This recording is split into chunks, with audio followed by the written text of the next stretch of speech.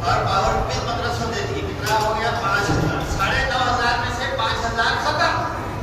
کتنا بچا؟ 4,500. 4,500 کی جاری زندگی گزار رہے. اس طرح آپ نے کبھی غور کیا؟ آج کے دور میں کوئی 4,500 میں اپنا گھر چلا سکتا ہے؟ نہیں چلا سکتا. کیسے چلا رہے ہیں محسن صاحب؟ آپ نے کبھی غور کیا، سوچا یہ رہنے سہنے کا قیامت عام کا انتظام کرنا کس کی ذمہ داری؟ مسجد والوں کی ذمہ داری. مسجد والے نہیں کر سکے تو محلے والوں کی ذمہ داری ہے. یہ محسن صاحب دین کمانے آئے ہیں، دنیا نہیں کما رہے، پیسہ نہیں کما رہے، دین کی خدمت کر رہے ہیں، مسجد کی خدمت کر رہے ہیں، آپ لوگوں کی خدمت کر رہے ہیں. آپ لوگوں کی ذمہ داری ہے کہ ان کا خیال رکھیں، کس حال میں زندگی گزار رہے ہیں. علاج کرانا ہوتا ہے تو اپنی بیوی کو لے جاتے ہیں جے ہاسپٹل. کیا وہ کسی بڑے ڈاکٹر، اچھے ڈاکٹر سے علاج نہیں کرا سکتے؟ یہ نوبت آ گئی ہے محسن صاحب کی. اگر ڈلیوری کا معاملہ آئے گا تو پیسہ کہاں سے لائیں گے؟ ہاسپٹل میں پیسہ خرچہ ہوتا ہے، وہ کہاں سے لائیں گے؟ 4,500 کو گزارا کر رہے پیسے کہاں سے لائیں گے؟ اور پھر بچے جب اسکول جانے لگیں گے تو اسکول کا ڈونیشن، اس کی فیس کہاں سے بھریں گے؟ تو بھیک مانگنا پڑے گا. یہ ہے وہ تکلیف دہ مرحلہ. اس مرحلے سے میں بھی گزر چکا ہوں. میں اپنے بچوں کی فیس بھرنے کے لیے ماہین درگاہ ٹرسٹ سے چیک لا کے جمع کرتا تھا. اسکول والے بیٹھے ہیں، چیک جمع کرتا تھا امدادی. ماہین درگاہ جاتا تھا، وہاں سے چیک لے کے آتا تھا تو اپنے بچوں کی فیس بھرتا تھا. مولوی صاحب کیا کریں گے؟ ادھر ادھر کی ٹھوکریں کھائیں، بھیک مانگیں گے. کیا حالت بنا رکھی ہے آپ لوگوں نے ایک حافظ قرآن کی، اپنے مسجد کے مؤذن اور امام کی. آپ لوگوں نے کبھی اس پر غور کیا؟ مسجد والوں کی جتنی استطاعت ہے اتنا وہ کر رہے ہیں، جتنا چادر ہے اتنی پاؤں پھیلا رہے ہیں. یہ آپ لوگوں کی ذمہ داری ہے. مسجد کی طرف سے اگر رہائش کا انتظام نہیں تو آپ لوگ کریں. جس روم میں وہ کرائے کے روم میں رہنے، کم از کم اس کرائے کے روم کا کرائے کا انتظام کرتے.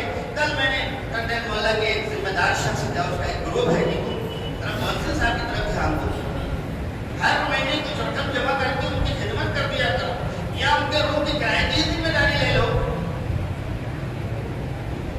مؤذن صاحب یا امام صاحب کسی کو اپنا درد نہیں بتاتا، کسی کو اپنی مجبوری یا کسی کو اپنی غربت مفلسی نہیں بتاتے ہیں. خاموش رہتے. لوگ دیکھتے ہیں کڑک استری میں رہنا، اچھے کپڑے پہننا، یہ ان کی مجبوری ہے تاکہ لوگ گھن نہ کریں، نفرت نہ کریں. لوگ بڑے مصری دیکھ کر سمجھتے ہیں ہاں مولوی صاحب بہت اچھی حالت. ان کو دیکھتے ہی چہرے پہ مسکراہٹ آ ہی جاتی ہے. لوگ سمجھتے ہیں کہ بیمار کا حال اچھا. میرے بزرگ اور دوستوں، یاد رکھیے آپ سب کو قیامت کے دن اس کا جواب دینا پڑے گا کہ میرا بندہ بھوکا تھا، تم نے کھانا کیوں نہیں کھلایا؟ میرا بندہ بیمار تھا، تم نے علاج کیوں نہیں کرایا؟ میرے بندے کو کپڑے کی ضرورت تھی، تم نے کپڑا کیوں نہیں پہنایا؟ سب لوگوں کو جواب دینا ہوگا. لہذا مل جل کر اس پر غور و فکر کیجیے. ایک پوسٹ آج کل وائرل ہو رہی ہے، اس میں لکھا ہے کہ موجودہ دور میں امام کی تنخواہ 30,000 ہونی چاہیے، مؤذن کی 20,000.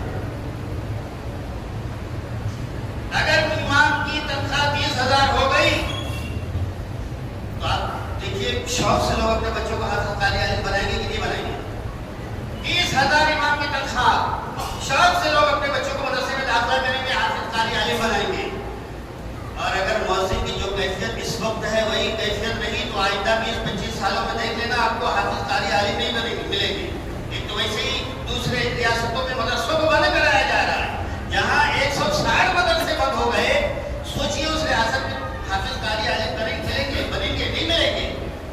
مسجد میں نماز پڑھانے والے امام نہیں ملیں گے، قرآن پڑھانے والے نہیں ملیں گے.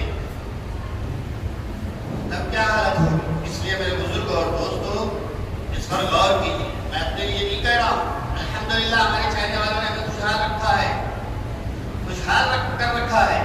بھیونڈی میں 130 مسجدیں ہیں سنیوں کی، الحمدللہ. ان میں سے صرف 10-12 لوگ ہی خوشحال امام لوگ ہوں گے، باقی سب کرسی کی حالت میں زندگی گزار رہے ہیں. کوئی امام بیمار پڑ جاتا ہے تو اس کو واٹس ایپ میں ڈال دیتے نہیں 1-1.5 لاکھ کا خرچہ ہے، مالدار لوگ توجہ فرمائیں. یہ کیا حالت بنا رکھی ہے آپ لوگوں نے؟ ایک حافظ قرآن کی، ایک عالم بعمل کی.